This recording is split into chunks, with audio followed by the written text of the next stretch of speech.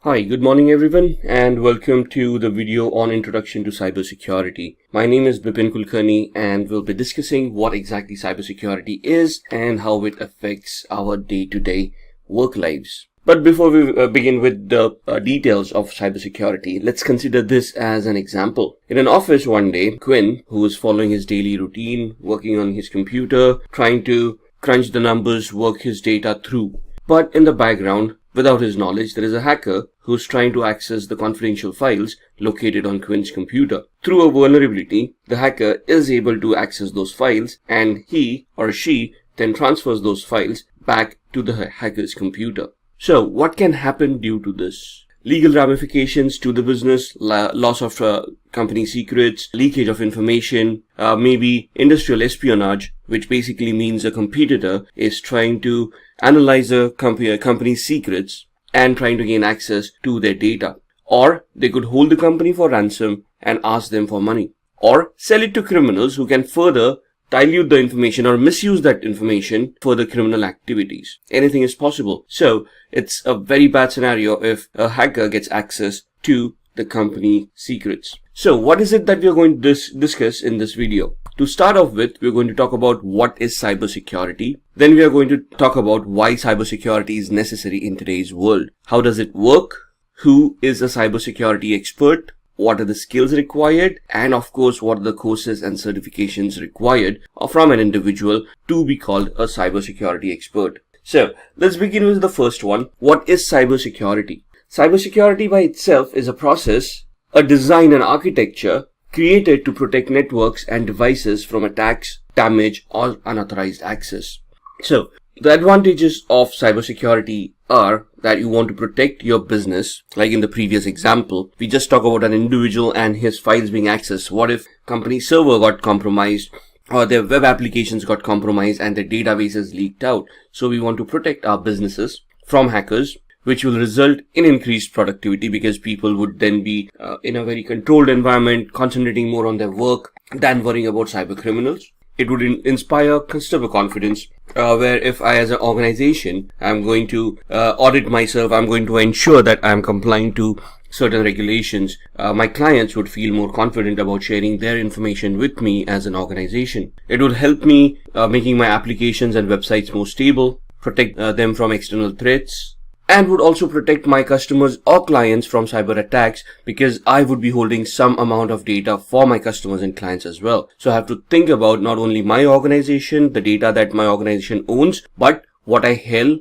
or what I hold for my customers and clients as well. So essentially, what we want to achieve out of here is a design which we want to implement in a manner which will allow all these factors to function in a standardized manner. So why do we want this? And what would be the advantages of implementing cybersecurity? Now, first and foremost, what is cybersecurity? There are three main pillars of cybersecurity that we deal with since the inception of computers, and they're known as the confidentiality, integrity, and availability triad, also known as CIA, not to be confused with the American Intelligence Agency. But here we're looking at three different pillars where we want our data to remain confidential, the integrity of that data to be intact, and the data to be made available at all points in time. So let's talk about these three aspects. The principle of confidentiality asserts that the information and functions can be accessed only by authorized parties. So, for example, even if you password protect your file, what is it that you're trying to do? You're trying to prevent other users accessing your data and peeping into your files so that your data remains confidential. It is only shared with people who know the password.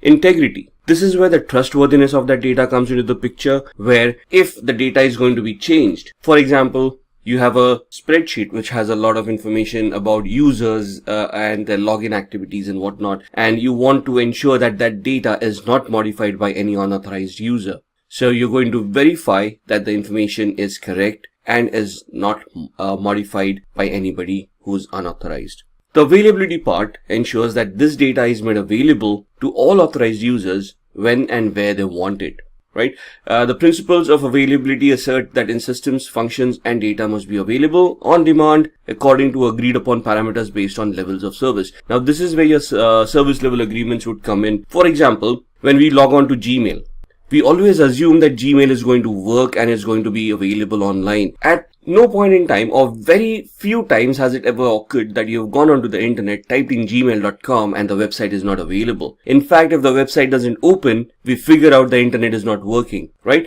But Gmail as a service is always made available.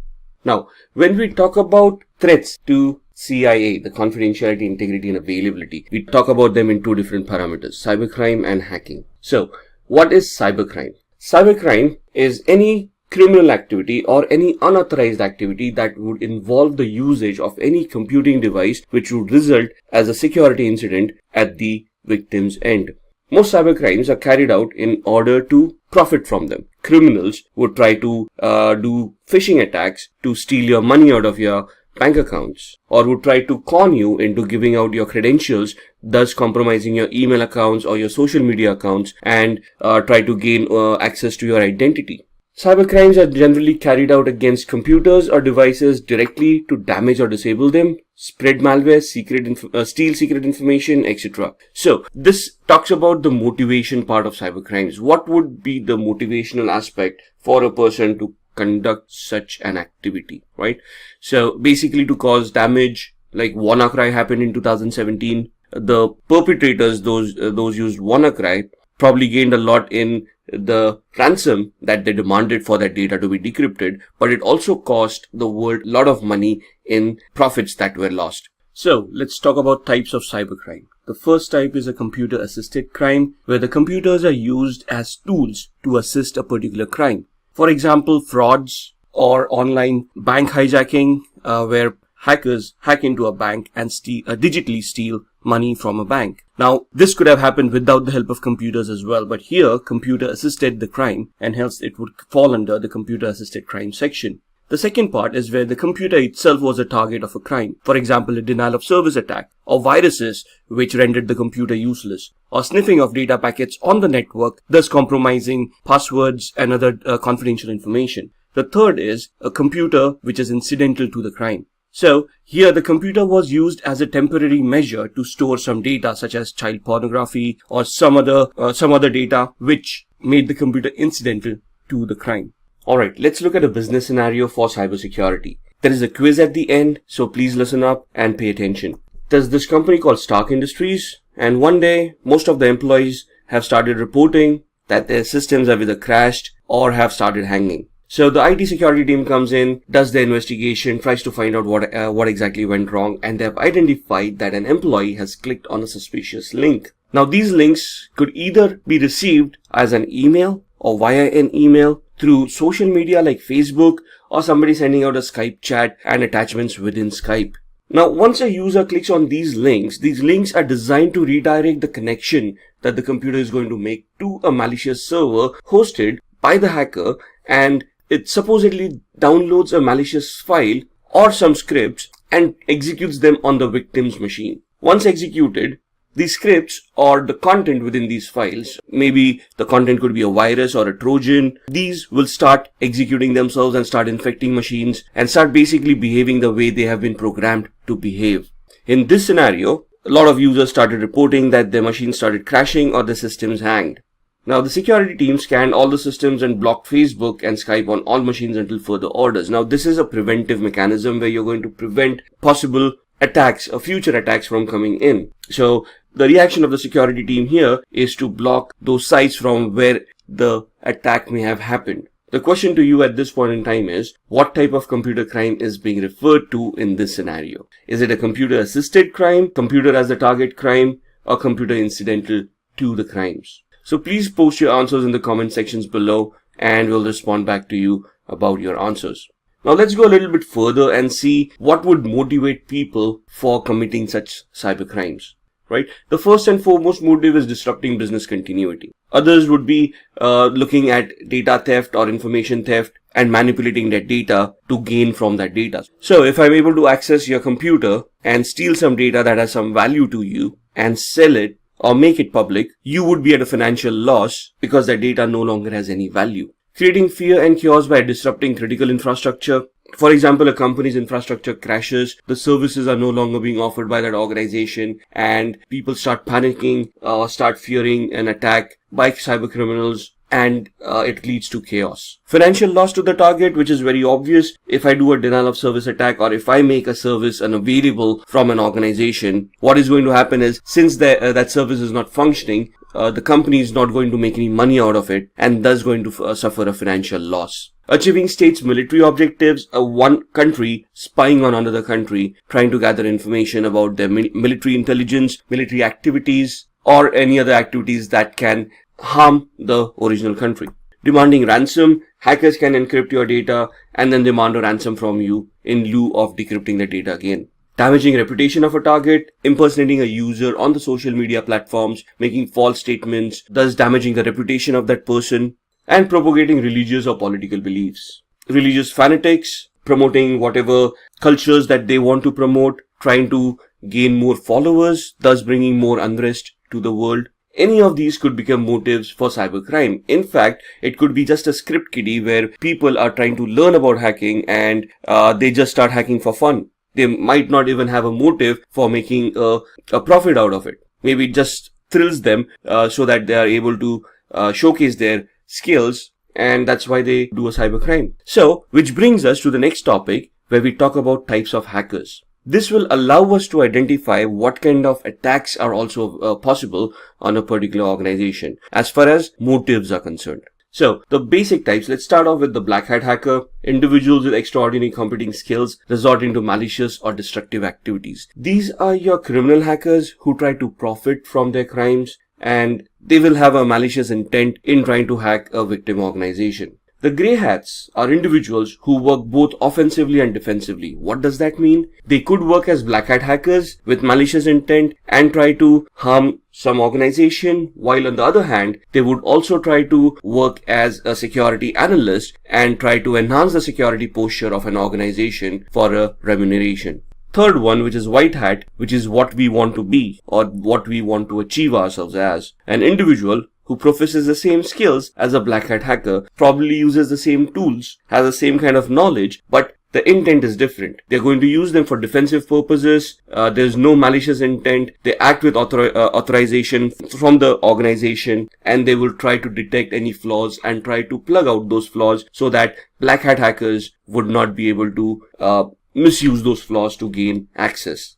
Suicide hackers. Now, individuals who aim to bring down critical infrastructure for a cause and are not worried about facing jail terms or any other punishment. So, any people or any organization or a group of people, for example, Anonymous or these kind of organized hackers, they have a political cause or a social cause that they want to promote, and they do this by hacking critical infrastructure of organizations, bringing it down, defacing their website. Now, why would these not be classified as black hat hackers? The main difference between black hat hackers and suicide hackers is that black hat hackers will try to hide their identity. They will always have a fake identity that they will utilize and try to hide behind it, whereas suicide hackers will claim responsibility for the attacks that they have done and will boast about it. They will not be worried about facing repercussions for the attacks that they have done. The script kiddie. A script kiddie is an unskilled hacker who compromises systems by running scripts, tools and softwares already developed and already made available by real hackers. So these guys have very minimal technical knowledge. They have no idea how that attack works. They're just going to use an automated tool, click on a few buttons and hope that the attack succeeds. A cyber terrorist.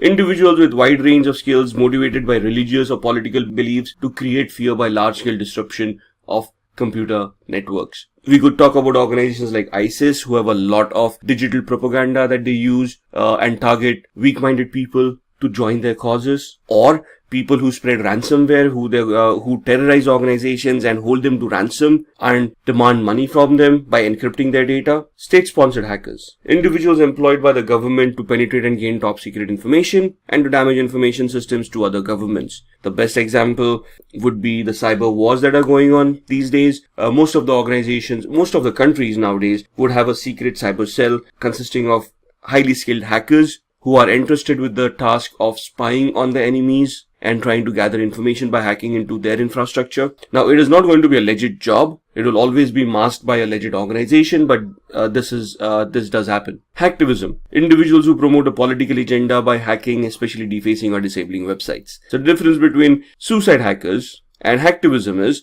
suicide hackers have a social cause that they want to promote. Hacktivists would have a political agenda and they're going to deface websites and they're going to promote their agenda by defacing such websites. Alright, so let's talk about some common attacks in cybersecurity. The most common attack ever seen in today's world is a denial of service attack. So this is where the hacker tries to consume the resources of the victim server in such a way that there are no resources available for legitimate users to connect to the server and conduct their business. Other attacks that you will face would be malware attacks, where there would be a malicious software that would deliver a Trojan virus or a worm to the victim, thus infecting the victim's machine and rendering it useless. A man-in-the-middle attack, where the hacker would put himself in between your machine and the router and start sniffing data packets that you're sending, thus trying to compromise information contained within those packets. So the phishing attack is where a hacker will send a seemingly legitimate looking message to you, an email, let's say, asking you to perform certain actions, where the hacker would be impersonating another organization and you fall prey to that and end up giving your confidential information. A drive-by attack, cross-site scripting attacks, where web applications get compromised and scripts are embedded within those applications or within commands that are sent out by the users. Password attacks, where hackers try to compromise the passwords of users by cracking them based either on brute force, dictionary-based attacks, or password guessing. Eavesdropping attacks, this could be physical in nature, where somebody overhears what you're saying or tries to capture data packets that contain your VoIP transmissions, where let's say you're assuming you're making a Skype or a link-based call. SQL injection attacks, where again attackers will target your database, try to send in malicious queries which will compromise your database and the data within. Birthday attacks, it is based on cryptography, where you're looking at permutations and combinations of how algorithm functions, and then you're looking at the permutations on how many times the processing needs to be done for that algorithm to be reversed. So these are some of the most common attacks in cybersecurity. Now, these more than attacks would be threats that you're going to face. There would be various different methods that these attacks can be launched. And that's where the cybersecurity expert comes in with their knowledge of identifying what exactly is a threat to the organization and how they are going to prevent that from happening. But more on that a little bit later. Let's look at the history of cybercrime. So as you can see, this graph shows us how cybercrime has progressed over the years. In 1990s, MNC database, Pentagon and IBM were hacked. Again in 1990s, national crackdown on criminals, Microsoft NT operating system pierced. So this is where hacking started becoming more mainstream, right? Before this, hacking was very much limited to organizations who used computers. But in the late 80s, internet happened, and then we had e-commerce coming in, which basically led to our online retail stores, online banking, and online data stores as well, which then led to criminals hijacking this data or hijacking your money and trying to steal it on the internet itself. In 2001, cybercriminals launched attacks against eBay, Yahoo, CNN, Amazon, and other organizations. 2007, this was where one of the biggest bank hacks had happened. Swedish bank Nordea, they recorded at least $1 million being stolen in 3 months from 250 accounts. 2013, Adobe had 2.9 million accounts compromised and their usernames and passwords released on the open internet. In 2016, Kaspersky, one of the leading antivirus providers to the world, reported around 758 million malicious attacks that occurred, which they identified themselves. These are some of the most famous faces in cybersecurity or earlier cybercrime. In 1988, Robert Morris, he's an American computer scientist and entrepreneur. He's best known for creating what is called the Morris worm, and this was way back in 1988, and this is the first computer worm that has been identified on the internet. Kevin Lee Polson, in 1990, he was accused of hacking into a Los Angeles radio station called KIIS-FM, where there was a contest going on. And if you're a particular number of caller and give a correct answer, you're supposed to win a Porsche 944. And he hacked those telephone lines, ensuring that he became that particular person and answered the question correctly. It was later on revealed that this actually happened. He was jailed for it. Then comes David Smith. David Smith, he created the Melissa virus. Now, Melissa virus, one of the most dynamic viruses known, around March 1999. That's when this happened. This virus was released, and this was a macro-based virus which affected Microsoft Word and Outlook-based files. Adam Botbill, in 2004, he's also an American computer hacker from Michigan. He gained unauthorized access to Love's corporate computer network via an open, unsecured, wireless access points. Now, these access points back then were not that much secured. These people were able to identify it. What they tried to attempt by doing that was gain access to the company's network and install a software which would then help them capture credit card information of that organization, right?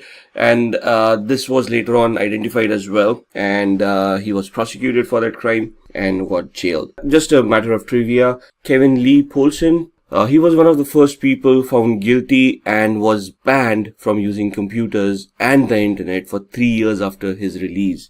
In today's world, we cannot even imagine living without the internet. This guy lived for 3 years without it. Now, let's see how cybersecurity works. It's all about securing a computer, and there are various methodologies, there are various factors that come in on how you're going to secure various aspects of the same computer. We start off by authentication mechanisms. What is authentication? Authentication is the part where you're going to identify a person, authorize that person for some access controls, and authenticate that person to ensure that the person is the same person who they claim to be. So here you start off with a username and you associate a password with it. The username is used to identify the account that the person wishes to access. The password is the authentication mechanism to prove that the person is who they are. Now here, you may want to enhance the authentication mechanism by using a two-way authentication mechanism. For example, with banks, when you type in the username and password, they send an OTP or a one-time password, which is auto-generated by a server and sent to a registered device that the person owns.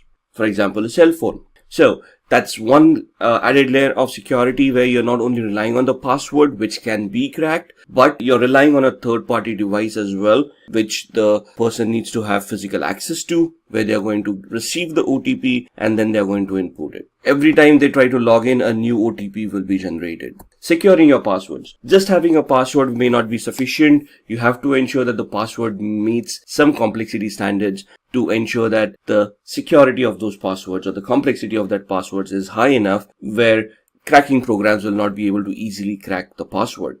Regular updates. All the operating systems or the applications that you use will be receiving regular updates. Could be for functionality, but more for security. So as new vulnerabilities in applications or operating systems are found out, the software vendors or the developers of those softwares over a period of time start sending out these updates, also called patches, to the end users. It is very important for the end users to identify these security patches and install them on their devices as soon as possible. Else, they remain open for those vulnerabilities, and unpatched systems thus can easily be hacked. Usage of an antivirus. To protect yourself from viruses, worms, trojans, essentially malwares, there needs to be a software that's installed on your computer that is going to watch out for them. You cannot rely on the operating system itself to protect you, so there has to be an antivirus which will be scanning the connections that you are making, the websites that you will be visiting, the files that are getting executed in the background, and ensure that everything that is happening is legit. Installing a firewall on a system or a server. A firewall essentially is a software or a hardware that allows or disallows some functionality. For example, a port to be opened or closed, or a service to function on a computer or not function on a computer. Thus, what you're trying to do here by disabling unwanted services is you're limiting the threat landscape that you're creating for your computer. If a service doesn't exist on your computer, it cannot be hacked. So the essence here is first identify which ports you'll be using, which services you will be using, and then create a policy on the firewall to ensure that only required ports and services are running. No phishing. So phishing, as we said, could be a malicious website that is being hosted by a hacker. The hacker sending you a fake mail looking like a genuine email, asking you to connect to that particular server and fooling you into you giving that confidential information to the hacker. So you should either the antivirus or an addition to that would have an anti-phishing toolbar which would identify the websites that you're visiting and give you the risk rating of that website, giving you an idea whether this website was ever reported as a phishing website or not. Cryptography, encryption. The best way to keep everything secure is to encrypt it. However, what kind of encryptions are required, what should be encrypted, what should not be encrypted, how that encryption should function, and how this encryption enhances the business value is what we need to ascertain. So, the knowledge here that will be required is what protocols you want to encrypt. For that, you first need to identify which protocols you're going to consume, what data is going to be transmitted over that protocol, how valuable that data is to your organization, and then you're going to add encryption or cryptography on top of it to prevent any attacks from hackers. And then securing DNS servers. DNS is a domain name server, which is basically an index that maps your domain names to your IP addresses. So the domain name system is an index that maps your domain names to your IP addresses. Now on the internet, computers do not know domain names. They can only identify IP addresses and MAC addresses. So when we type in, let's say, google.com on our browser, the computer doesn't know what google.com is. What it does is it sends the packet to the DNS server, and in the DNS server it queries where google.com is located.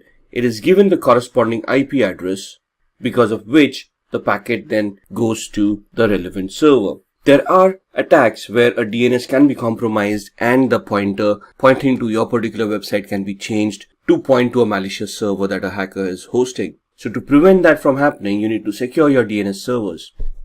So with these kind of attacks and the kind of defense mechanisms we have seen, let's see how do we become a cybersecurity expert. So essentially, who is a cybersecurity expert?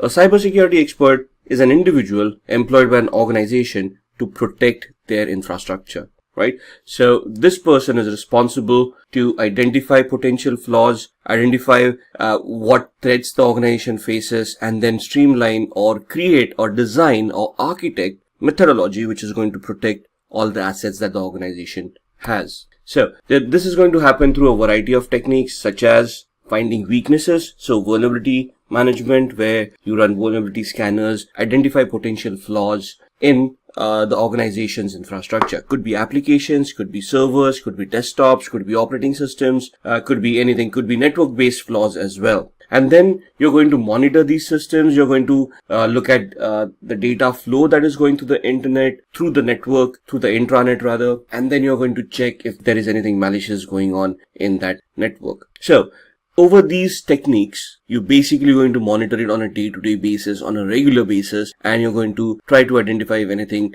out of the ordinary is happening, right? After you find the weakness, you're going to test those weaknesses to identify the complexity of those weaknesses, to validate those weaknesses actually exist, and then you're going to repair them, you're going to patch them, you're going to install updates, or you're going to you're going to install mechanisms like firewalls or antiviruses to mitigate those weaknesses, and you're going thus resulting in strengthening the areas where an attack may have occurred. Let's see the domains in cybersecurity. Now, when we say domains in cybersecurity, in the previous slide we were discussing where these attacks may happen, like applications, infrastructure, network. So let's see these domains in details. Asset security. Now, when we say assets could be applications, could be networking devices, could be computers, could be routers, could be wireless access points. And these all these devices have their own operating systems, they have their own functionality, and it is important that we look at the security of each and every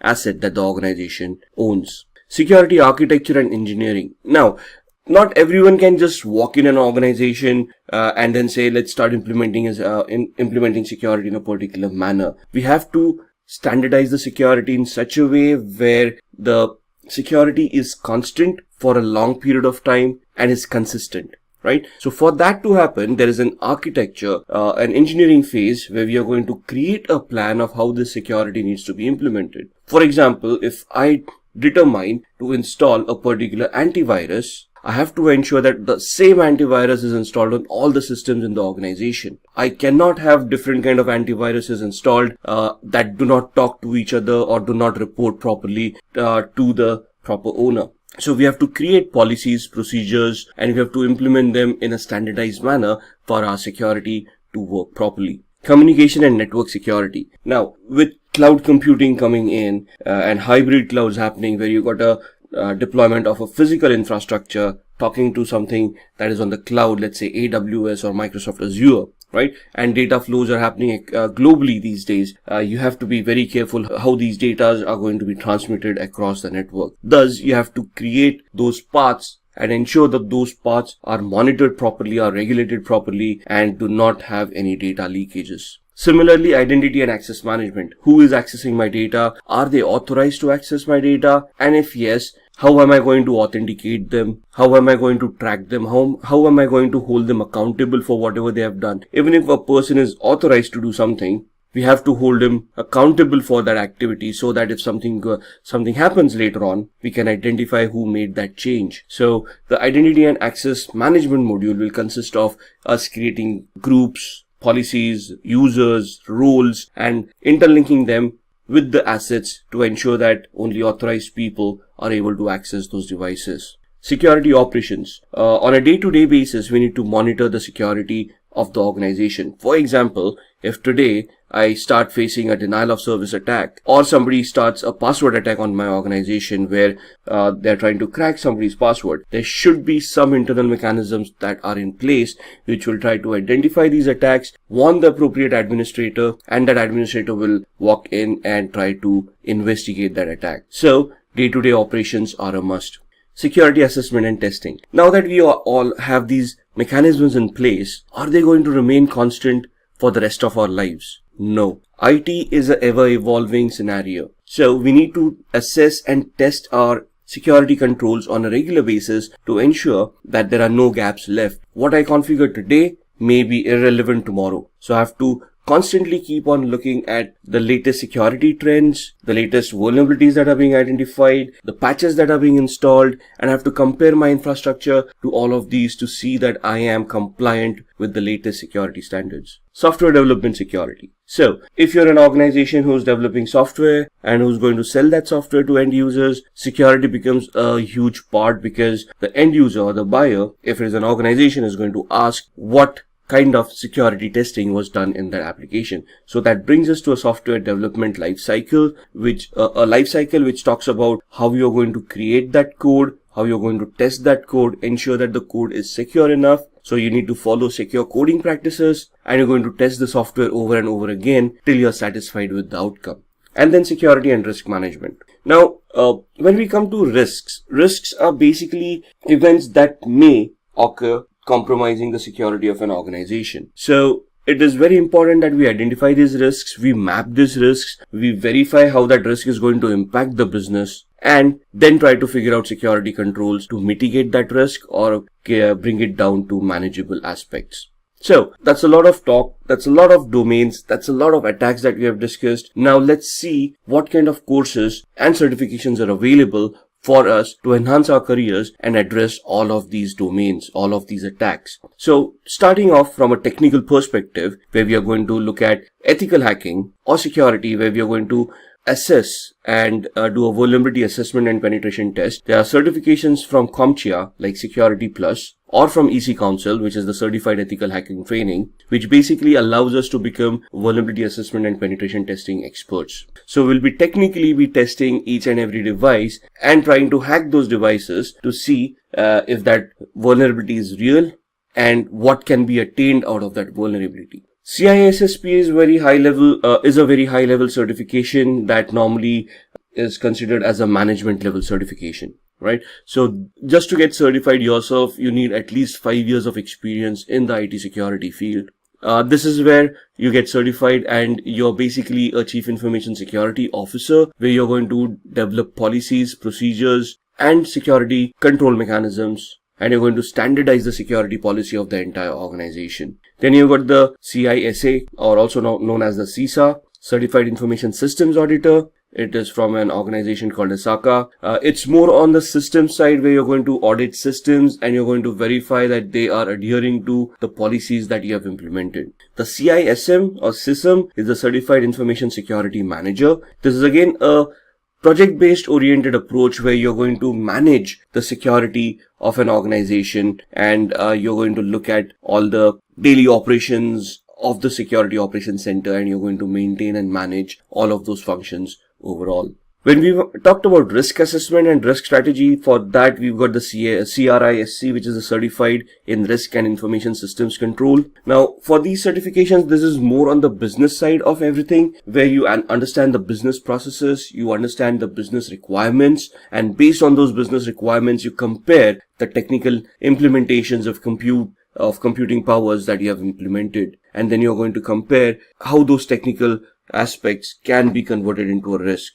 For example, a vulnerability assessment identifies a possible SQL injection attack. Now, technically it becomes a big risk. However, which system is being affected? If that system gets compromised, what kind of losses is the organization looking at? How much are they going to be? What kind of losses the organization is looking at? Are they looking at lawsuits from their customers? Are they looking at penalties from regulatory authorities? So that risk, that implied risk that if this vulnerability is hacked, that is the aspect that you want to look at when you're looking at risk information and controls. Similarly, you have CCSP. This is a Certified Cloud Security Professional certification. So this is especially for people who want to deal with the cloud. Let it be a public cloud, a private cloud, or a hybrid cloud. This certification gives you an architectural overview over different aspects of cloud and how you want to implement security in a cloud-based scenario. So Simplilearn offers all of these certifications with trainings from certified professionals. So there's a master's program from Simplilearn which talks about becoming a cybersecurity expert, which includes all of these trainings. Once you have these kind of trainings and you get those certifications on your profile, that's where you're basically a cyber solutions or cybersecurity expert, and you'll be designing and developing security policies, structures, architectures for various organizations and helping them enhance the security of their infrastructure. So let's see what we have talked about during this entire video. First, what is cybersecurity and its advantages? We have talked about the confidentiality, integrity, and availability triad, and we have talked about the threats that pose for the CIA triad. Motives behind cybercrimes. We have seen what motivates people to attack other computer systems and steal data from it. We have talked about types of hackers and cybersecurity experts. So we have talked about white hat, black hat, and gray hat hackers. There are other types that we have talked about as well. We have looked at the domains that are available in cybersecurity and the courses and certifications that can be mapped with these domains. So this is what we have discussed within this session. If you have any further queries, please go ahead and post them in the comment section, and we'll try to address them as soon as possible. With this, I thank you for going through this entire video, and again, I'll wait for your comments and I'll respond back as soon as possible. Thank you. Hi there, if you like this video, subscribe to the Simplilearn YouTube channel and click here to watch similar videos. To nerd up and get certified, click here.